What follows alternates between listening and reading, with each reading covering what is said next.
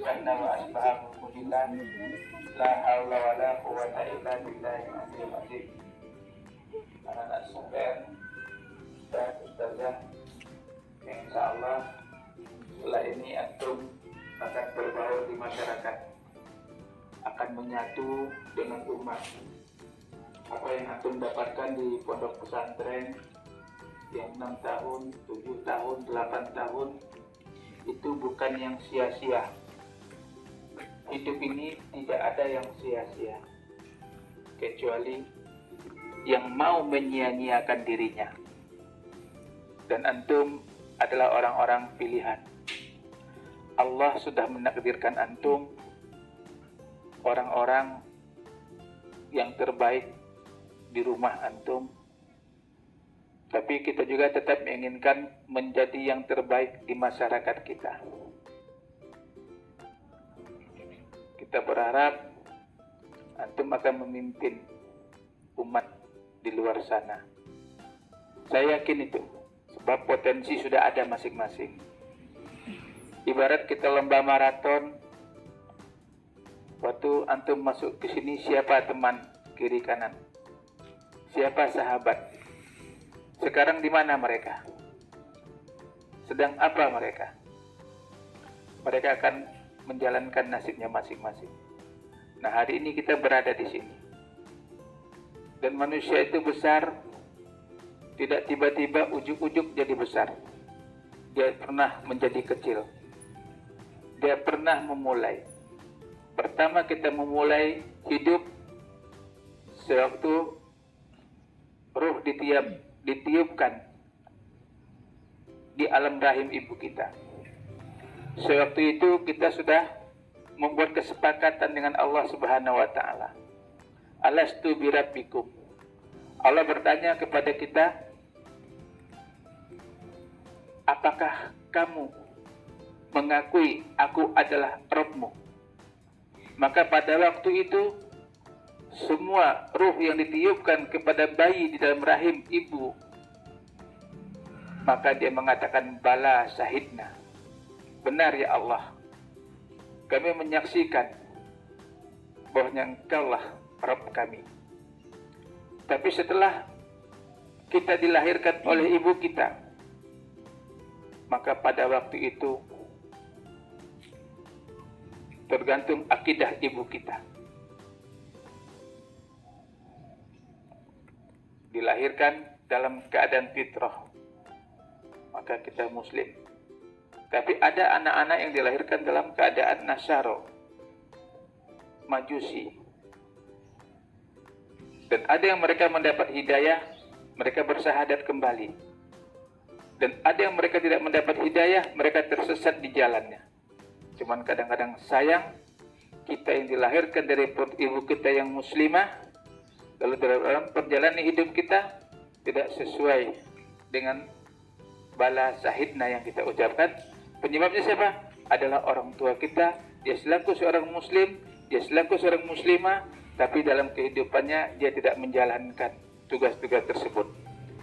Dan antum dan kita semua adalah orang-orang yang beruntung yang Allah selamatkan, yang Allah pilih untuk menjadi penyelamat manusia di dunia dan di akhirat.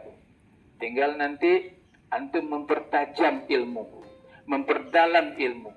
Berjalanlah di muka bumi ini, syiru fil ardi fanzuru kaifa kana akibatul mukhazibin. Berjalan di muka bumi, tengok. Semakin jauh Anda berjalan, Anda akan semakin mantap. Semakin jauh Anda merantau, Anda akan semakin hebat. Jangan pernah percaya dengan satu perjalanan. Lakukan perjalanan-perjalanan yang lain. Di situ akan kebenaran kita dapatkan. Kalau bisa yang laki-laki merantau lah. Jangan pulang nih nikah. Sudah ada janjian belum? Nggak ada ya? Jangan janjian dulu ya. Yuk, merantau lah. Carilah ilmu. Nanti usahakan nikah tuh, gak usah buru-buru lah. Apalagi antum yang ditunggu di kampungnya masing-masing. Yang ditunggu di Natuna, ditunggu di Anambas, ya, itu akan menjadi kota besar nanti. Kalau bisa antum yang jadi pemimpin di sana, jangan orang lain. Nah, anak sekalian, Pagi ini kita akan mengadakan napak tilas. Kenapa? Sejarah jangan dilupakan. Bangsa ini banyak melupakan sejarah. Coba kamu lihat, siapa yang memimpin negara ini? Adakah mereka para pejuang? Anak keturunan pejuang? Kata-kata mereka yang memimpin negeri ini adalah orang-orang yang pecundang. Gak usah saya sebutkan, tapi tengoklah hari ini. Negara kita sedang dalam keadaan tidak baik-baik saja. Yang benar menjadi salah, yang salah menjadi benar. Yang tidak pernah berjuang, tiba-tiba jadi pemimpin. Hari ini dia jadi presiden, besok anaknya jadi presiden, menantunya jadi presiden. Dalam urusan dunia mereka mampu, tapi kalau dalam urusan akhirat, kalau ayahnya seorang ulama, anaknya harus jadi ulama. Kalau antum hari ini menjadi orang alim, antum menjadi orang yang berilmu, berarti di generasi antum selanjutnya harus lebih alim lagi berilmu daripada antum. Kami sama dengan antum.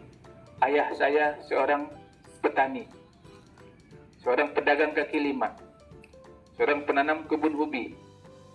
Ya, nanam kebun ubi, nyangkul, nanam pisang. Nah, tapi apakah harus kita seperti itu? Antum orang tua nelayan, atau guru, atau pengusaha.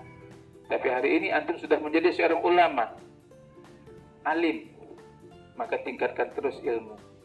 Sehingga suatu saat nanti kita rubah generasi kita, kita rubah keturunan kita. Kita berharap semua antum bisa melakukan apa yang sudah kami lakukan. Saya berharap punya pesantren, punya pendidikan. Saran saya bikin lembaga pendidikan. Kenapa? Dengan kita bikin lembaga pendidikan, maka kita akan mewariskan ilmu kepada anak cucu kita. Kita akan mewariskan ilmu kepada keturunan-keturunan kita. Dan kita akan mewariskan ilmu kepada masyarakat dan umat. Tapi kalau kita jadi pedagang, maka kita akan wariskan dagangan. Ya, kalau kita pedagang yang soleh.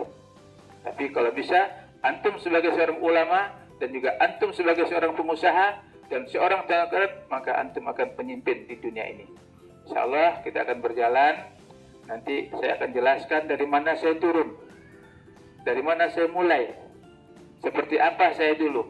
Tapi kalau untuk perbandingan seperti siapa saya dulu tuh belum nampak, karena antum jauh lebih lawa daripada saya. Rizky Ihsan. Nah, Rizky Ihsan belum, jauh lebih ganteng daripada saya. Nah, waktu itu saya kurus sekali, tulang ini nonjol, tulang nonjol semuanya. Ya kalau kata orang dulu, kalau kata Pak Didi Suryadi, kalau angin bertiup maka saya akan terbang bersama angin. Nah, beda sama Hasbi sama Usman sekarang. Angin gak akan bisa menerbangkan dia. Nabila. Saking kurusnya saya. Nah, insya Allah bismillah kita berjalan. Nanti saya akan jelaskan posisi dari awal saya turun. Baik, kita langkahkan kaki kalau bisa dengan tertib, ya, dipimpin oleh tim. Dari mulai tempat dulu, Pak Hasan. Iya.